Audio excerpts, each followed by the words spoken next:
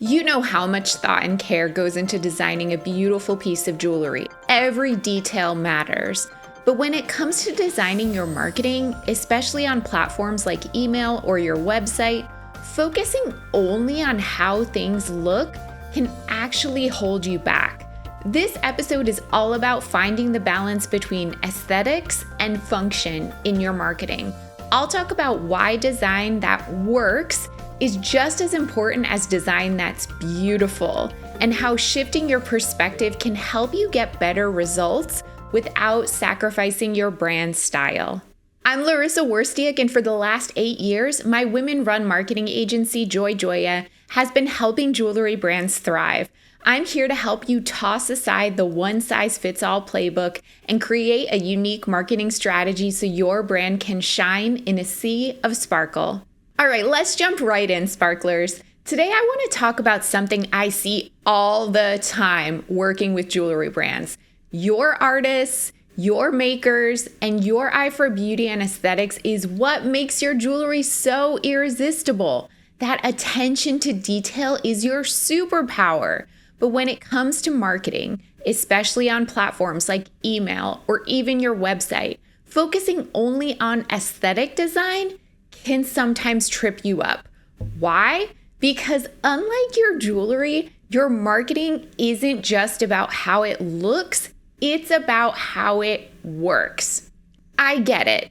You spend hours perfecting a ring design or photographing your pieces.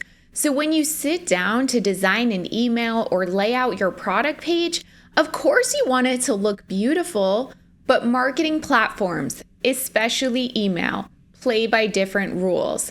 And sometimes pretty is not what's going to perform. So I'm breaking down why aesthetic design isn't the same as functional design, where it's worth sacrificing pretty for performance, how to approach your marketing design differently than your jewelry design, and I've got a few examples and metaphors that I think will really click for you. All right, so first I need to clarify, what's the difference between aesthetic design and functional design? Why am I separating these things out? So I'm going to break down the definitions. Aesthetic design is what you're already amazing at. It's about creating something that's visually beautiful. You're thinking about colors, balance, negative space, all those details that make someone go, wow, when they try on a piece of your jewelry. This is everything when it comes to jewelry design. Functional design, on the other hand, is about usability and results. It's about guiding someone through a process, whether that's reading your email, clicking a button, or checking out your website. Functional design is all about ease, clarity, and making it really, really simple for people to do what you want them to do.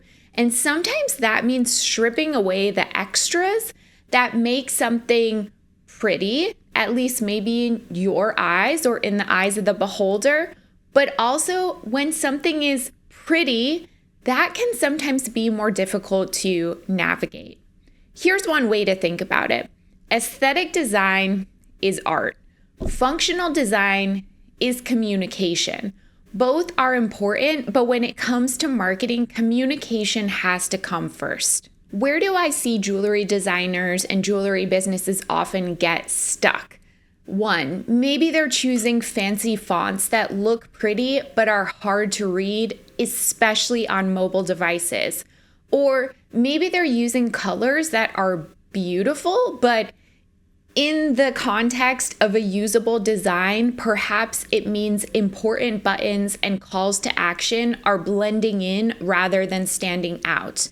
Or they're adding large image files that, again, are beautiful, but they slow down email or website load times or even prevent these things from loading at all. Or they're designing layouts that look beautiful out of context, but in the context of a website or an email, they end up looking confusing. They don't render correctly on mobile. They don't display the way you intend because people view digital content in so many ways and with so many different settings, like dark mode, for example. The truth is, you can get so attached to making something look beautiful that you don't even realize your attention to aesthetics is actually hurting your ability to get results. All these things that I mentioned are design choices that can backfire on you when functionality isn't the priority like it should be in marketing. And especially with email marketing, I can't emphasize this enough, where platforms like Gmail will literally clip your message if it's too big, or where 70% of your audience is reading your email on a teeny weeny phone screen. Function matters more than ever. You're working within limitation. Again, as I said, image size limits, which can slow down load times, file size restrictions, character counts in subject lines, mobile responsiveness. Also, forget about the platform limitations. Let's talk about human behavior. People have short attention spans. You have seconds to get their attention and guide them to a click or some other action. And every second they're confused or distracted, and they have to think too hard about what they're looking at, you risk losing them. And there's also the accessibility issue. Accessibility matters. Some people are older, maybe they cannot read small fonts, or they have visual impairments, or some other issue. Doesn't even have to be an impairment that prevents them from being able to clearly see what it is you're presenting on a screen. So clear fonts, high contrast colors, and big buttons that are easy to tap on a phone are also important in functional design. And unfortunately, they may not be your definition of pretty, but you kind of have to put that on a shelf. Let your definition of pretty come through in other ways, not in your marketing. Let me be clear, this is not about dumbing things down. Again, it's about making it easy for people to engage with you. The fewer barriers, the better. Don't you want to create ease in people's lives? Don't you want to be a breath of fresh air? You don't want to be frustrating people because you are more focused on making things quote unquote beautiful, which as we all know is subjective anyway. So I need you to make a mindset shift. Think platform first, then aesthetics. So here's the reframe. Instead of thinking, how do I make this look beautiful? Think, how do I make this work beautifully on this platform? Every platform has different strengths and limitations. For example, Instagram, we know, is visual first. Beautiful imagery and eye-catching video rules. If you put something on there that is low resolution, right off the bat, it's not going to work for that platform. Email is action first. Clarity and speed matter. We're not trying to make beautiful paintings for an email campaign or a beautiful piece of art. Again, people are looking at it and making a judgment within seconds. If anything about your design, whether you think it's beautiful or not, impedes that person's ability to make a decision within a matter of seconds, the design has failed. Your website needs to be intuitive, scannable, and easy to shop. Again, we're not making an art project out of our website. I was thinking about how can I put this in jewelry design terms. Of course, I'm not a jewelry designer, but I work with enough of them to think of a metaphor that might resonate. So let's imagine that a client comes to you wanting an engagement ring, but they want an unconventional center stone, something softer. Let's say they want a pearl or a tanzanite. The first thing you'd probably do if you are a responsible jewelry designer is explain nicely to your client why a pearl or a tanzanite may not be the best choice for a piece that you're assuming they'd be wearing every day. You would probably say to them, wow, you have great taste. A pearl would be beautiful. A tanzanite would be beautiful. I can imagine this design coming together, and I'm sure you could make something out of the park, gorgeous for your client, but to protect yourself and also to educate the client, you would offer alternatives that are more functional, like maybe suggest stones in similar colors, like a purpley blue sapphire, that are much harder and more durable.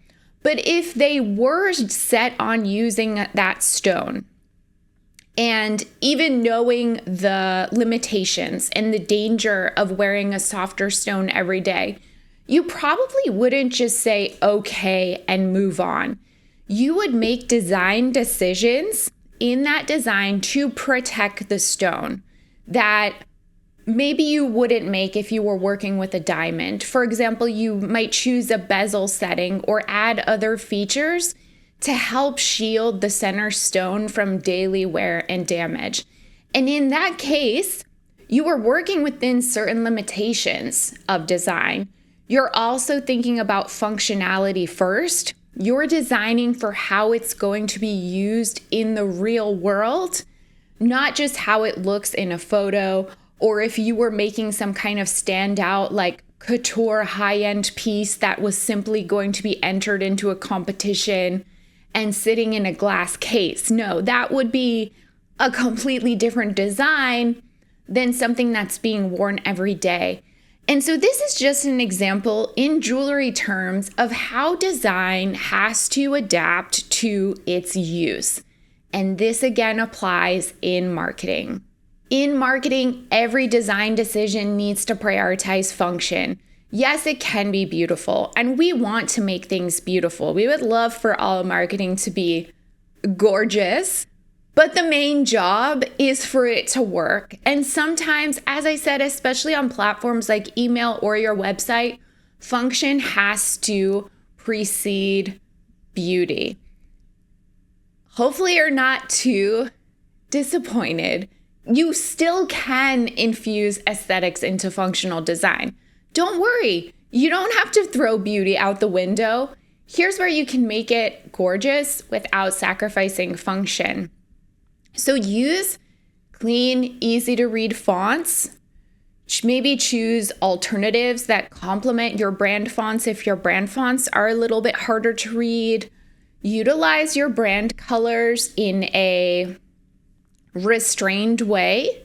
So make intentional, thoughtful choices without just like using all the brand colors all at once in a ton of different ways. Make sure your product photography, your lifestyle photography does the heavy lifting visually. So especially on a website, you'll see in Shopify themes, the way you bring color and life into an e-commerce site is typically through the photography.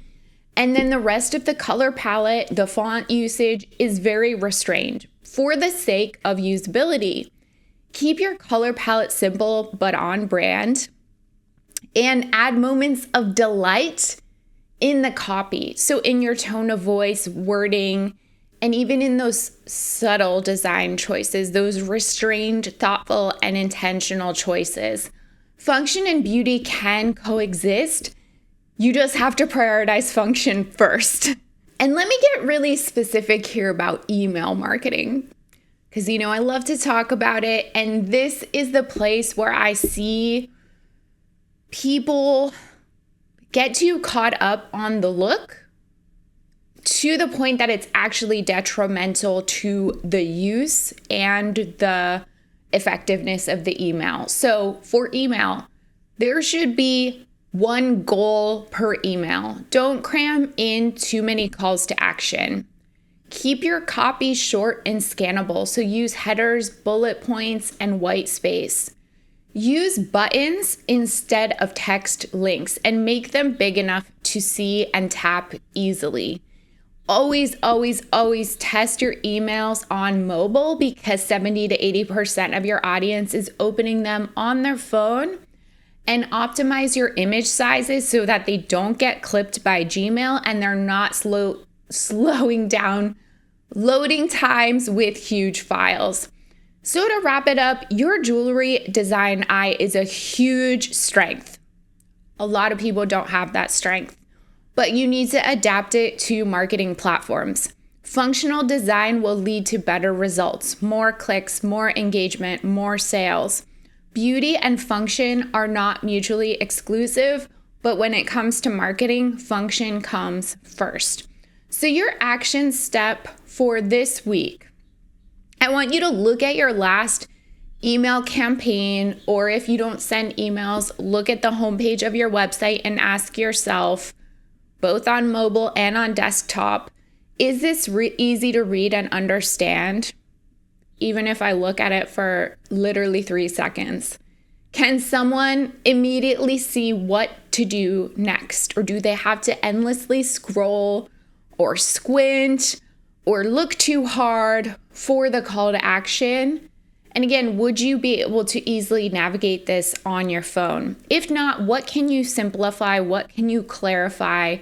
Your audience will thank you, and your sales will thank you too. Just like you wouldn't send a client out with an engagement ring that wasn't made for daily wear, at least not without priming them first about the risks of wearing a softer stone. You don't want to send your marketing out into the world without making sure it works the way it should. I'd love to hear what changes you're making. DM me on Instagram at JoyJoyaMarketing and tell me one tweak you're trying this week to make your marketing work better. Thanks so much for watching. If you found this video helpful, please like, subscribe, and check out my other videos for even more tips.